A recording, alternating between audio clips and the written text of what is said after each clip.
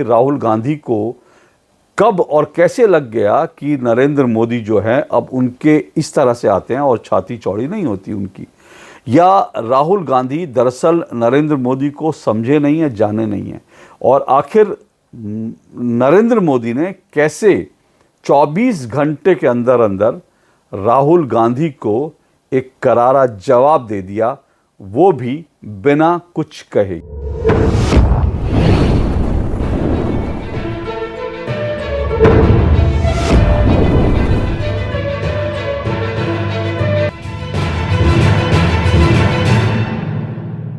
पिछले दिनों राहुल गांधी ने अपने कश्मीर दौरे के दौरान कांग्रेस कार्यकर्ताओं से संवाद करते हुए प्रधानमंत्री नरेंद्र मोदी को लेकर एक आपत्तिजनक बयान दिया और प्रधानमंत्री के लिए बेहद हल्के शब्दों का इस्तेमाल किया।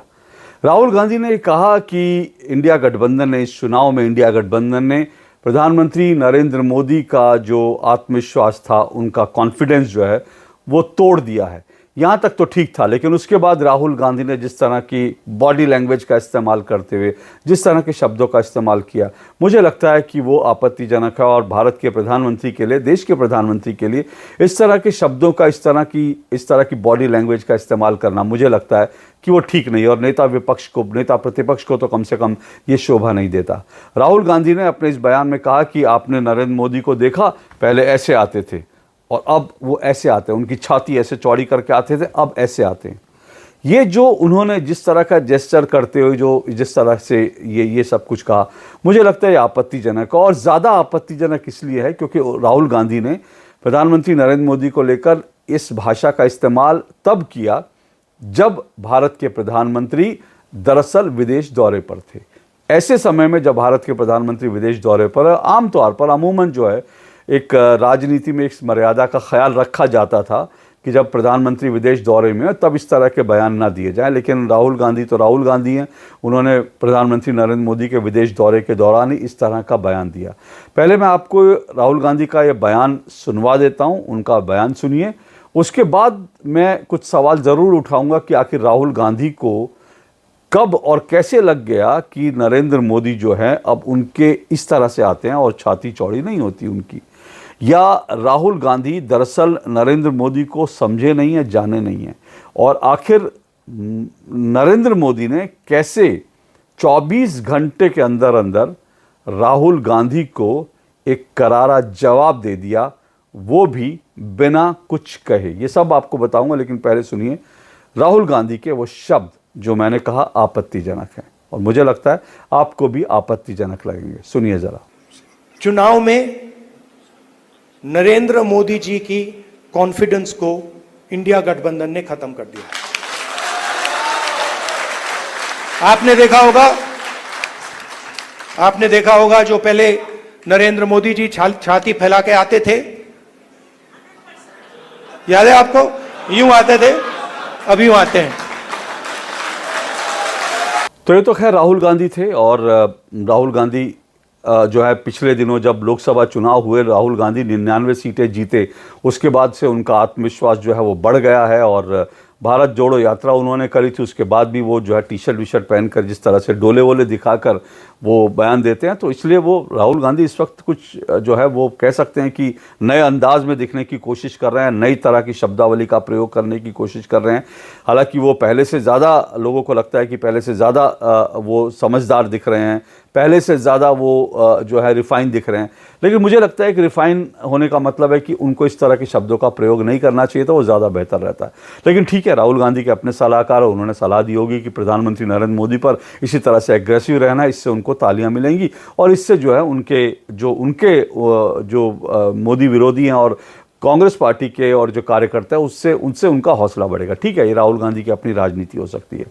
लेकिन मैंने जैसा कहा कि प्रधानमंत्री नरेंद्र मोदी के कब ऐसे दिख गया ये मुझे नहीं पता। राहुल गांधी कौन सा चश्मा लगाते हैं, उन्होंने प्रधानमंत्री नरेंद्र मोदी को कब ऐसे देख लिया कि ऐसे आते थे। मैं प्रधानमंत्री नरेंद्र मोदी की बॉडी लैंग्वेज देख रहा था पिछले दिनों, जब प्रधानमंत्री नरेंद्र मोदी ने लाल किले पर भाषण दिया उस वक्त जब आए थे, और इसके अलावा कुछ और रक्षाबंधन पर जब वो लोगों से मिले थे, इस तरह की चीज़ें मैंने उनको देखने की कोशिश की, समझने की कोशिश की। तो मुझे उनकी बॉडी लैंग्वेज में तो कहीं नहीं लगा कि उनके कंधे ऐसे झुके हुए हैं और वो उनमें इस तरह से जो है वो पहले जैसी जो उनकी जो गरिमा थी वो गरिमा कम हुई, ऐसा मुझे कहीं लगा नहीं। लेकिन ये ज़रूर हो सकता है कि कांग्रेस को ये लगता है कि भाई प्रधानमंत्री नरेंद्र मोदी को राहुल गांधी बैकफुट पर ले आए हैं, कि देखिए किस तरह से पहले प्रधानमंत्री नरेंद्र मोदी ने जो है वक्फ के ऊपर जो वो उनकी सरकार जो विधेयक लाई थी उसको जेपीसी में भेज दिया, और उसके बाद जो है आरक्षण को लेकर के और सरकार में लेटरल जो एंट्री को लेकर के सरकार जिस तरह से पीछे हटी, उसको लेकर के उनको ऐसा लग सकता है। और उसमें कुछ चीज़ें तो मैं आपको पहले भी बता चुका हूं कि जो वक्फ वाला जो विधेयक था वो जेपीसी को क्यों भेजा गया था उसके बारे में मैंने आपको विस्तार से बताया था। और जहां तक लेटरल एंट्री की बात है, जाहिर सी बात है कि इसमें सरकार को थोड़ी सावधानी ज़रूर बरतनी चाहिए थी। जिस किसी ने भी ये पहले नोटिस निकाला और उसके बाद जो है लो नोटिस वापस लेना पड़ा, वो सब चीज़ें हैं। और सरकार को लेकर के ये भी बात ज़रूर है कि सरकार इस वक्त जो है वो गठबंधन की सरकार है, तो पहले जैसी जो है सरकार इस तरह से जो है बिना किसी रोक टोक के नरेंद्र मोदी सरकार अब उस तरह से नहीं चला पाएंगे, ये बात सही है, इसमें कोई दो राय नहीं। और इसमें भी कोई दो राय नहीं है, राहुल गांधी की लोकप्रियता बढ़ी है, ये भी कोई दो राय नहीं है। और प्रधानमंत्री की लोकप्रियता, मैं इंडिया टुडे के जो लेटेस्ट सर्वे है उसके आधार पर बात कर रहा हूँ, और प्रधानमंत्री की लोकप्रियता पहले से कम है। लेकिन ऐसा नहीं है कि वो लोकप्रियता पहले से बहुत कम है या उनकी लोकप्रियता बहुत घट रही है, ऐसा नहीं। राहुल गांधी की लोकप्रियता बढ़ी है, ठीक है, लेकिन प्रधानमंत्री की जो लोकप्रियता है वो जो इंडिया टुडे का सर्वे है जो ये बताता है उनकी लोकप्रियता इस वक्त 59% है, और पिछले कुछ समय जब उनकी हाईएस्ट पीक पे थी तो 64% उनकी लोकप्रियता थी। लेकिन ऐसा नहीं है कि प्रधानमंत्री नरेंद्र मोदी अपनी ज़िंदगी में या फिर प्रधानमंत्री बनने के बाद ये फेज़ पहली बार देख रहे हैं। जाहिर सी बात है, चुनाव के बाद जिस तरह का माहौल है उसको लेकर बीजेपी थोड़ा सा ज़रूर बैकफुट पर है। यूपी में बीजेपी को झटका लगा है, कई और जगह पर बीजेपी को झटका लगा, इसलिए बीजेपी बैकफुट पर है और प्रधानमंत्री नरेंद्र मोदी बहुत संभल के चल रहे हैं। लेकिन इससे पहले जैसे मैंने कहा, अगस्त 2019 में भी जब चौकीदार चोर है क्या लेकर नारा वो लगा रहे थे, लगातार राहुल गांधी लगा रहे थे, उसके बाद भी अगर प्रधानमंत्री की लोकप्रियता उस वक्त 53% थी इंडिया टुडे के सर्वे के अनुसार, अगस्त 2021 में 54% थी।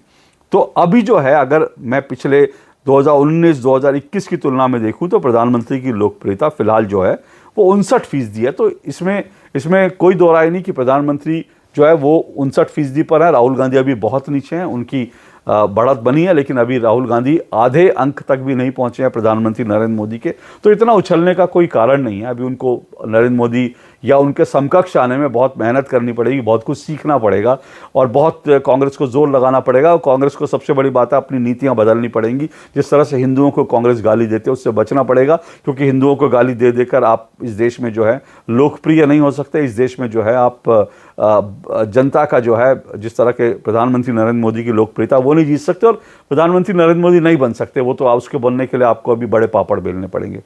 लेकिन जैसा मैंने शुरू में कहा कि प्रधानमंत्री नरेंद्र मोदी ने बिना कहे राहुल गांधी को कैसे जवाब दिया वो देखिए।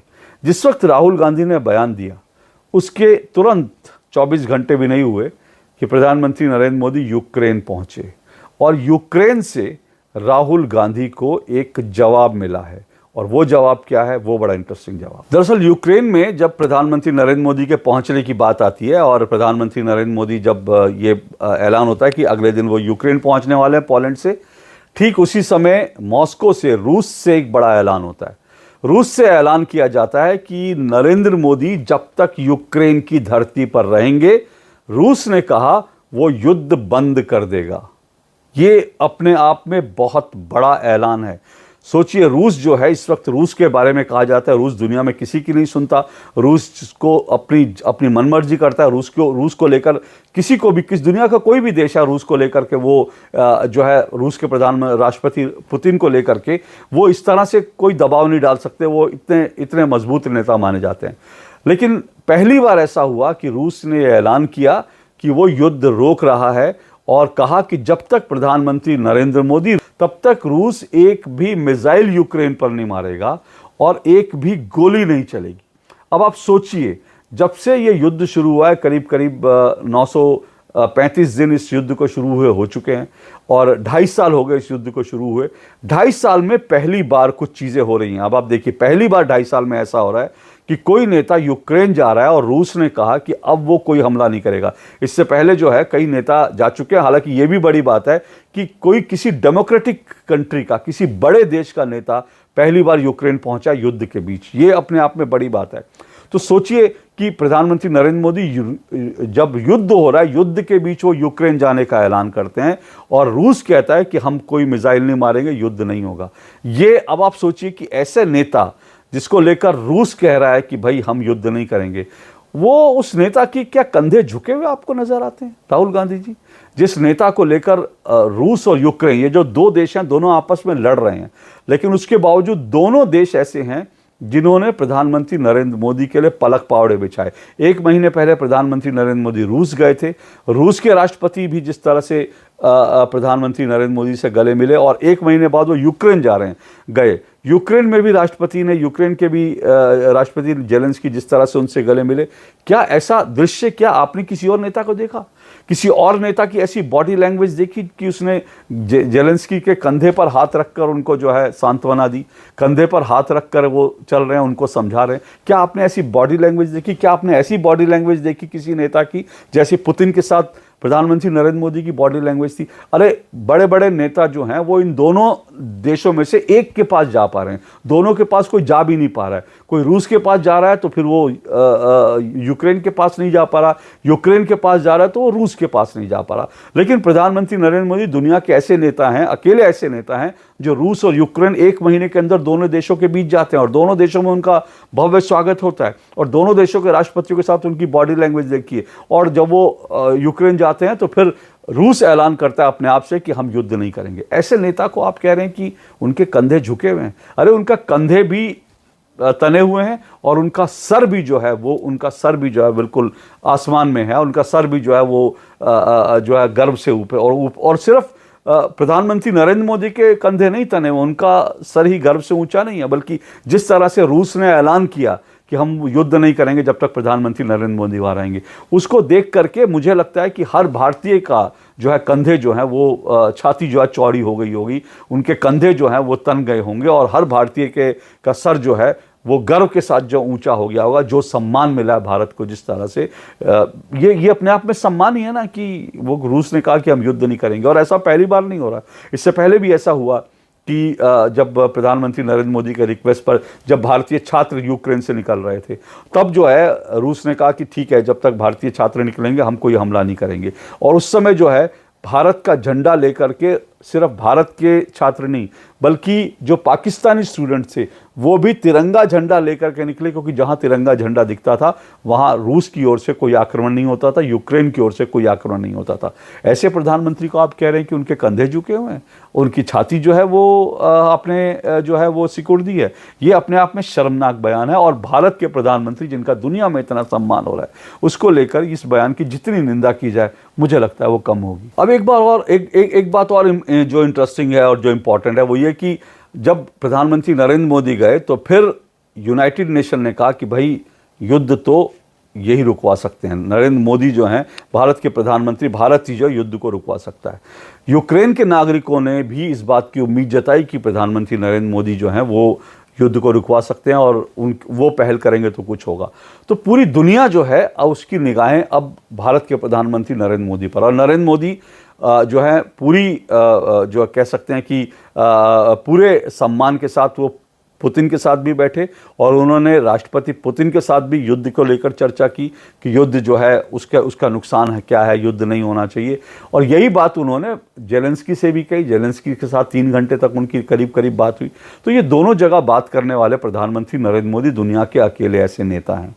और ये भी अभी हालांकि युद्ध जो है उसमें जो देश युद्ध लड़ते हैं, बड़े बड़े देश, उसमें रूस जैसा देश है, दुनिया की इतनी बड़ी ताकत है, तो ऐसा नहीं है कि वो अपने हित को जो है वो पीछे रख देगा और युद्ध रोक देगा अपने हित को पीछे रखकर, अपनी सुरक्षा की चिंताएं, अपने उनके जो हैं उनके ईगो होते हैं, राष्ट्र अध्यक्षों के, राष्ट्रों के ईगो होते हैं, उन सबको लेकर के वो छोड़ देगा, ऐसा मैं नहीं कह रहा।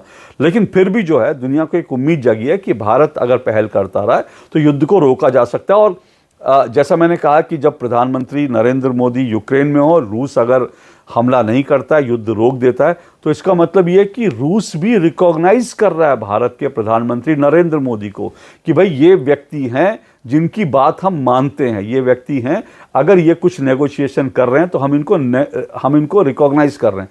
ये रिकॉग्निशन भी अपने आप में बहुत बड़ी बात है। तो ऐसे व्यक्ति को लेकर के इस तरह की बात कहना, मुझे लगता है कि ये राहुल गांधी जी अपना चश्मा बदलिए। प्रधानमंत्री नरेंद्र मोदी जो हैं उनके कंधे भी तने हुए हैं, उनकी छाती भी अभी चौड़ी है, और सिर्फ प्रधानमंत्री नरेंद्र मोदी की नहीं, उनका जो सम्मान हुआ, उनके सम्मान में जिस तरह से युद्ध को रोक दिया और उनको लेकर के जिस तरह से दुनिया कह रही है कि वो युद्ध रोक सकते हैं, उसको लेकर सिर्फ प्रधानमंत्री नरेंद्र मोदी नहीं बल्कि मुझे लगता है हर भारतीय की जो छाती है वो चौड़ी हो गई है। तो मुझे लगता है राहुल जी को इस तरह की बचकाना बातें करने से बचना चाहिए। इससे वो प्रधानमंत्री नरेंद्र मोदी का तो अपमान नहीं कर पाएंगे, लेकिन ये ज़रूर है कि भारतीयों की नज़र में वो खुद को ज़रूर छोटा बना रहे हैं। आज के लिए इतना ही। नमस्कार।